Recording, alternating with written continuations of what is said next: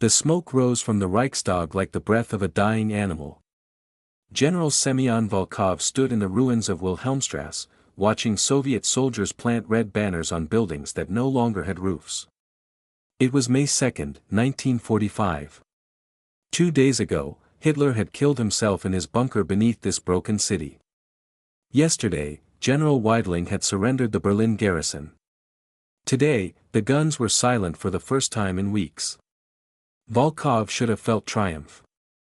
Instead, he felt nothing at all. His tank corps had fought through the Seelow Heights in April, losing 3,000 men in 4 days against German positions dug into the hills east of Berlin. The Wehrmacht had known they were dying, but they had fought anyway, turning every farmhouse into a fortress. Volkov remembered the sound of anti-tank shells hitting Soviet armor, the screaming of burning crews. He remembered ordering his tanks forward again and again, knowing each assault would cost him men he could not replace. Marshal Zhukov had demanded Berlin by May 1, in time for the May Day celebrations in Moscow. The city had fallen on schedule. The price was paid in blood. Colonel Yevgenia Sorokina found him standing alone as darkness fell over the ruins. She was military intelligence, attached to the NKVD's counterintelligence section called SMRSH.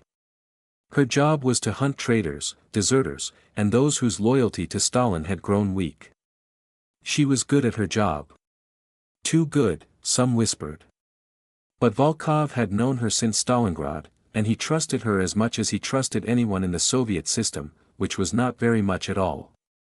Moscow has sent orders, she said quietly. We are to report to the Kremlin.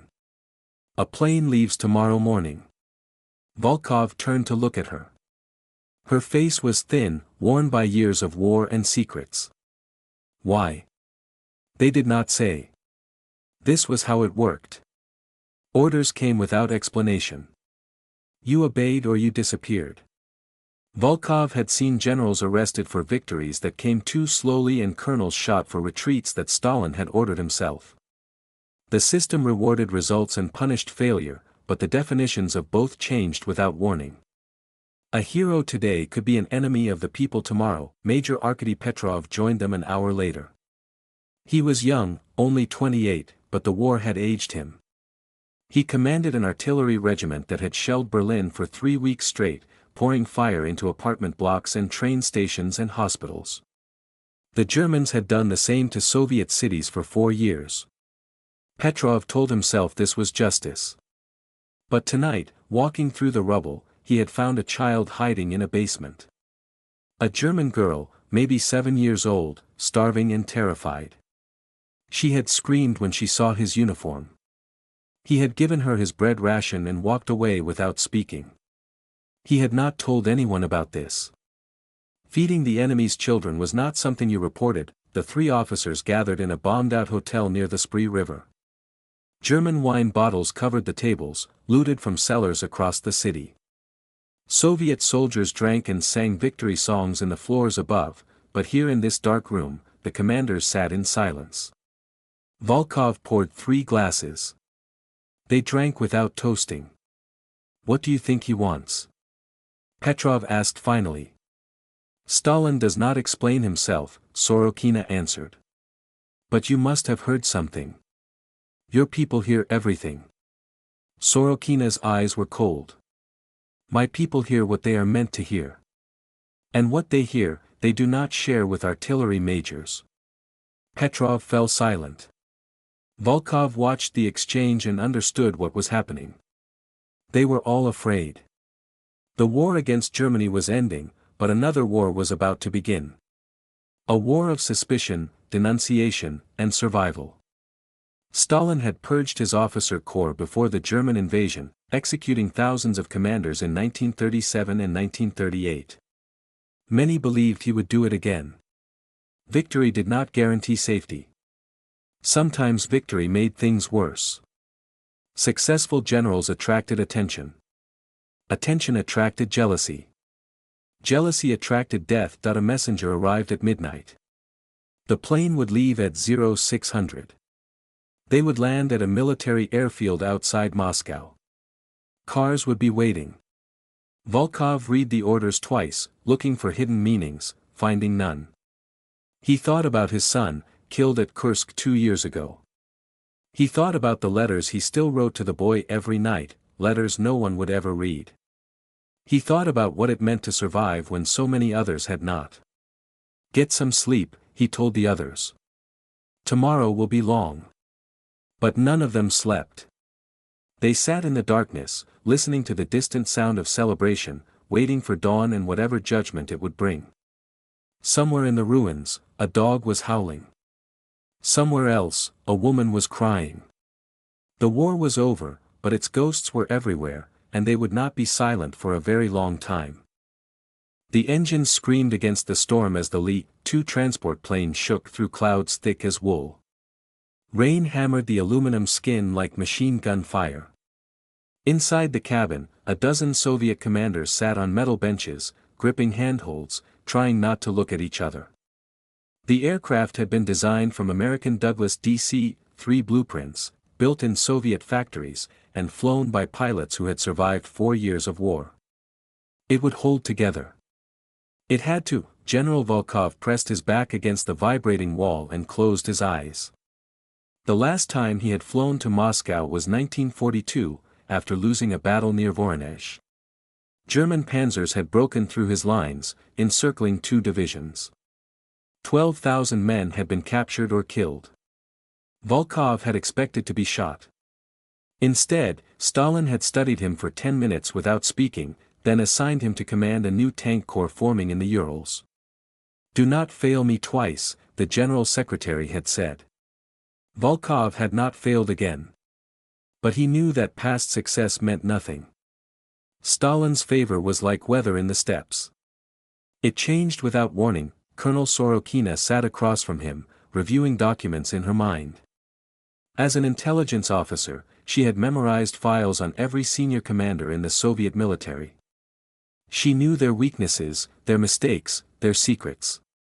General Konyev had once criticized Zhukov in a letter that was intercepted. Marshal Rokossovsky had been arrested during the purges and tortured until his teeth were broken. He had been released only because Stalin needed him to fight Germans. Admiral Kuznetsov had lost ships in the Black Sea to German aircraft. Each of these men had survived, but survival did not mean safety. It meant you had not yet been chosen for destruction. She thought about her brother, Dmitri. In 1941, he had commanded a rifle battalion near the frontier. When the Germans attacked, his unit had been overrun in hours. He had retreated without orders, trying to save his men. For this, he had been declared a traitor and sent to a labor camp in Siberia. Yevgenia had worked twice as hard since then, proving her loyalty with arrests and reports and convictions. She had sent men to their deaths with her testimony. She told herself they were guilty. She told herself she had no choice. But at night, she dreamed of Dmitri's face, and she woke up cold. Major Petrov stared out the small window at lightning flashing through the clouds. He was thinking about mathematics. During the siege of Berlin, his guns had fired over 40,000 shells into the city. Each shell weighed 37 kilograms. Each explosion killed an average of 2 to 3 people, according to his estimates. He tried to calculate the total, but the numbers became abstract, meaningless. How could anyone comprehend 100,000 dead? How could anyone sleep after ordering such destruction? The storm passed as they crossed into Soviet territory. Below them, the land was dark except for scattered fires in villages. Even now, months after the Germans had been pushed back, the countryside was devastated. Burned fields, destroyed bridges, empty towns. The Wehrmacht had practiced scorched earth during their retreat, destroying everything they could not hold. 27 million Soviet citizens would die in this war, though no one knew the final number yet. More than any other nation. More than imagination could hold. Lieutenant Colonel Grigory Markov, a quiet signals officer who had coordinated communications during the final assault, leaned toward Petrov. "I heard that General Cherniakovsky's staff was arrested last week," he whispered. "All of them?" "No explanation." Petrov said nothing. Cherniakovsky had been a hero, the youngest front commander in the Red Army, killed by German artillery in February. Now his staff was being arrested. This was how it worked. The dead could not defend themselves, and the living became suspects. The plane began its descent. Through gaps in the clouds, Volkov saw Moscow spreading beneath them. The Kremlin's towers were dark, but lights burned in government buildings throughout the city. Someone was awake. Someone was working. Someone was preparing files, writing reports, signing orders. The machinery of state never slept. Black ZIS limousines waited on the runway when they landed. NKVD officers stood beside the cars, wearing blue caps and expressionless faces. They did not salute. They did not smile. They simply opened doors and waited. Sorokina's face went pale. This was not a reception for heroes. This was something else entirely. Volkov straightened his uniform, adjusted his medals, and walked toward the nearest car. Whatever Stalin wanted, he would face it standing. He had survived Stalingrad and Kursk and the Silo Heights. He would survive this too. Or he would not. Either way, fear was useless now. The corridor beneath the Kremlin smelled of cigarette smoke and old stone. Volkov walked between two NKVD escorts, his boots echoing against floors that had been walked by tsars and revolutionaries alike. These tunnels dated back centuries, expanded and reinforced by every government that had ruled from Moscow. Now they belonged to Stalin, and somewhere in their depths, the general secretary was waiting. The conference room had no windows. Thick walls absorbed all sound from outside. A long table covered in green cloth dominated the space, surrounded by chairs that had been empty minutes ago. Now they held commanders from every front, men who had fought at Leningrad, at Stalingrad, in the Crimea, across Poland, into Germany itself. Marshals and generals, heroes of the Soviet Union, men whose names were known throughout the world. They sat in silence, avoiding eye contact, waiting. Stalin entered through a side door at exactly 0430. He wore a simple military tunic without decorations. His mustache was grayer than the photographs showed, his face lined with exhaustion. He had been running a war for 4 years, managing every detail, trusting no one completely. The weight of it showed in his movements, slower now than they had been.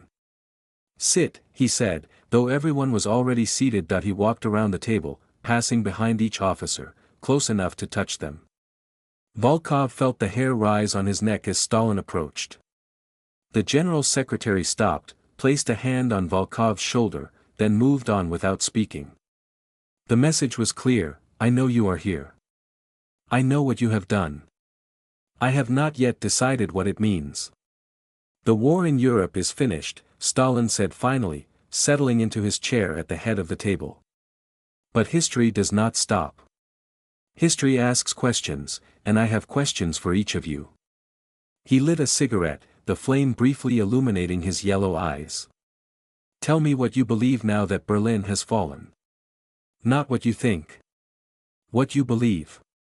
The distinction mattered.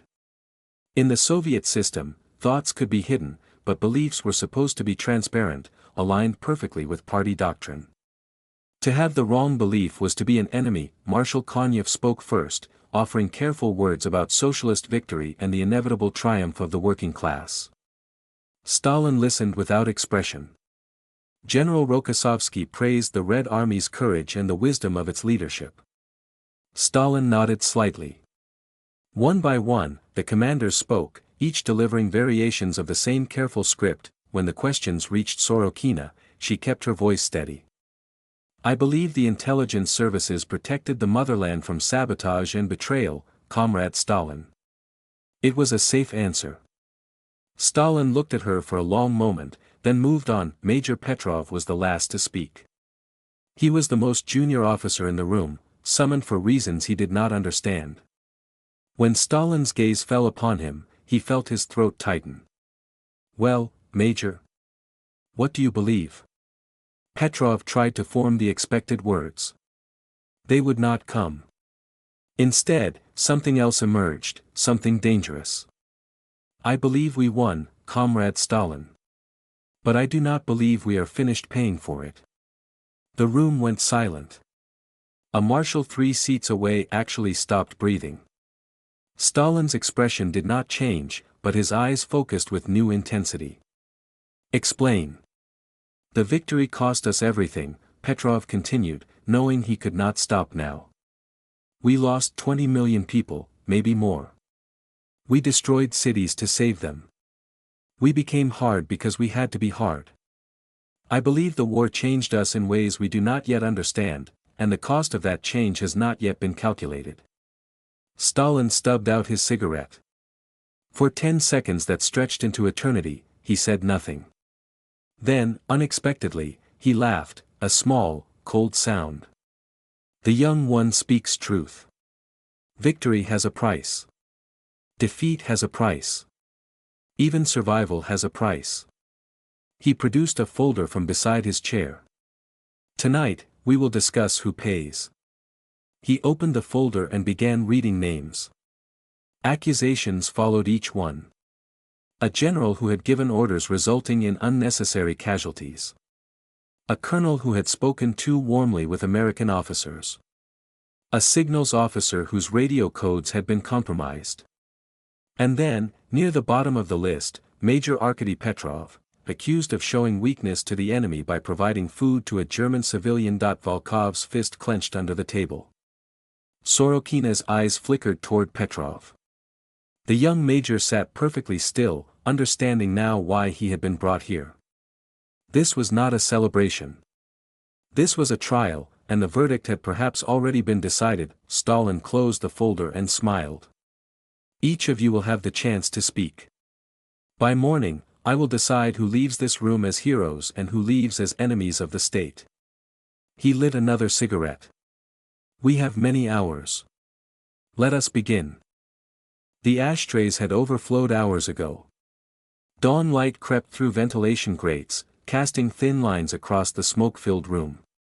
3 commanders had already been taken away, a general from the Second Ukrainian Front, a colonel from military logistics, a political commissar who had wept as the guards led him out. The others remained, exhausted, uncertain whether they were survivors or simply waiting their turn. Stalin had not slept. He sat at the head of the table, smoking, watching, asking questions that seemed simple but contained hidden blades. He had spent the night dissecting careers, examining decisions, probing for weakness and doubt. Now his attention returned to Major Petrov. You fed a German child, Stalin said quietly. A citizen of the nation that murdered 27 million of your countrymen. Explain this. Petrov stood slowly. His legs were stiff from sitting, his mind foggy from fear and sleeplessness. He could lie. He could claim the report was exaggerated, that the child had been a Soviet evacuee, that he had been testing captured rations for poison. Experienced officers knew how to rewrite history to survive. But Petrov was not experienced. He was honest, and honesty was the most dangerous quality a man could possess in this room. She was 7 years old, Comrade Stalin. She was hiding in a cellar, alone, starving. Her family was dead, killed by our shells, most likely by shells I ordered fired. She was not a soldier. She was not a Nazi. She was a child, and she was hungry. He paused, feeling the weight of every eye in the room. I gave her my bread ration because she was a human being. If that makes me a traitor to the Soviet Union, then I accept your judgment. But I do not regret what I did. The silence that followed was absolute. Stalin's face revealed nothing.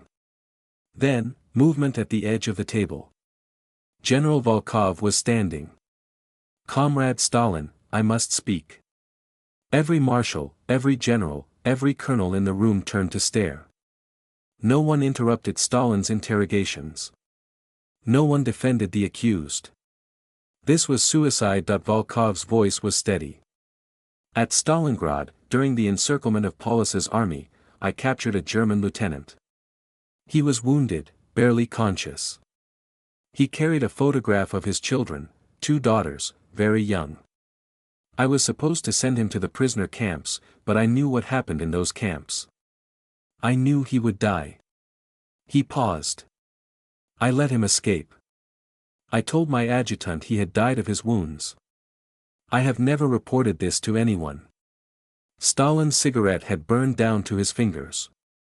He did not seem to notice. If you execute Major Petrov for showing mercy to a child, Volkov continued, then you must execute me as well. I committed the same crime. I chose humanity over hatred. Another officer stood, Marshal Konev's chief of staff. At Warsaw, I prevented my men from executing German prisoners who had surrendered. I was ordered to show no quarter. I disobeyed. Then another. And another. One by one, commanders rose and confessed to moments of forbidden compassion. A field hospital commander who had treated wounded Germans. An Air Force colonel who had refused to strafe for treating civilians. A signals officer who had delayed reporting a German surrender offer because it would have meant bombing men who were trying to give up. Stalin watched this rebellion unfold. His expression remained unreadable, but something shifted behind his eyes. When the last confession ended, he spoke. You think I brought you here to punish you for being human? No one answered. The men who feel nothing, who show no mercy, who never question, those men are dangerous. Stalin stood slowly, walking toward the window slits where morning light now streamed in. They follow orders too well.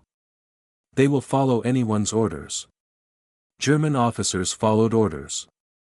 They built camps and filled them with corpses. They thought obedience was virtue. He turned back to face the room. I need commanders who can think. Who can feel.